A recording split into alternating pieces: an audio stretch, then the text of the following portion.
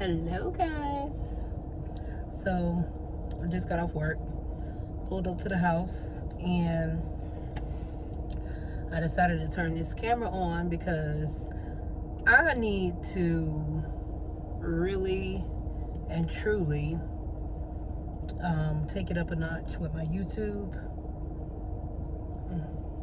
So, I was thinking, since today is November 1st, I am going to challenge myself to do at least one video every day. Okay? So I'm gonna try to do it for like the whole month of November and then see how it goes. So let's see. Today was an awesome day, and honestly, I just want to talk about like being nervous and worried when really and truly there is nothing to be nervous or worried about. Sometimes we have anxiety in different situations, and I'll go more in depth about it. So today was my observation, my classroom observation. So I teach business literacy to 9th and 10th grade high schoolers. And I already knew the observation was coming up. I knew this. I knew that there was going to be an observation, and I knew that, since the start of the school year. However, I set it up last week because it's the end of quarter one. So I knew that my observation was going to be today. And I'm not gonna lie, I was like a little nervous at first, but right when I started, the lesson or whatever, I basically something just jumped into me. It was like, well, hold on, what you nervous for? Like, you do this and you do this well. So sometimes we trick ourselves up into this nervousness and this fear, which actually causes us to perform, at a lower level than what we would usually be able to perform at. So the same thing in life. I was thinking about that, and I was saying to myself, like, we have a lot of dreams, aspirations, and a lot of goals and just things that we want to accomplish in life. And sometimes we get in the way of our own, ourselves. So think about it. If there's something out there, is there something that you have been contemplating, something that you've been procrastinating about, or very hesitant to start because of fear, because of the fear of the unknown?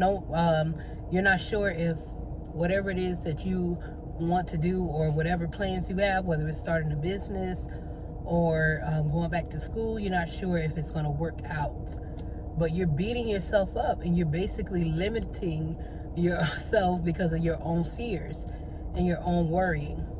And I believe worrying is a sin, because once you allow worrying to step in, then you are pretty much removing God from the situation.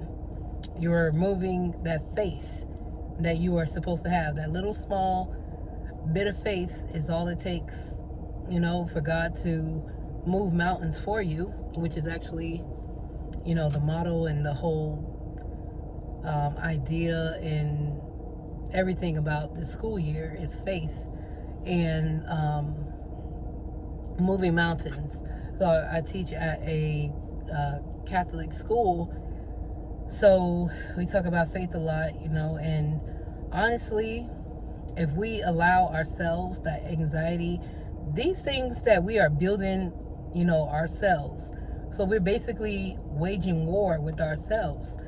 Now, sometimes, of course, it could be somebody else in our ear, or, and even then, if there's somebody else in your ear that is, being negative, or sometimes it's not negativity, but if they're being negative, you'll know when it's negativity, or they're trying to stop you from doing something, especially if you have a skill to do it. You know, if God blessed you with that gift to be able to, you know, have a certain skill to do different things, I think that you should step outside the box and really and truly try it out. I mean, you won't know until you actually try it. And then you'll be living, you know, forever, you know, or however long until you try it. You'll be living with regret because it's always going to be in the back of your mind, always. So I just wanted to mention that because I really and truly stood there in the front of my classroom and I was just like, it was just a nervousness in me. Like my voice was trembling and I had to say, hold on a second now.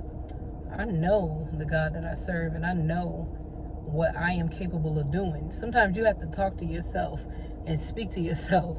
Sometimes you have to speak to that mountain and tell it to move, because that mountain of fear and nervousness and worrying came upon me. And you know, a lot of people blame things, hey, that's Satan coming in, that's the devil. But honestly, it was myself coming in, like really tricking myself up to think that I wasn't capable of doing something that I know that I am very good at. So yeah, that's pretty much it. I just wanted to put that out there. You know, step outside of the box and really and truly live your dreams and don't allow them to die.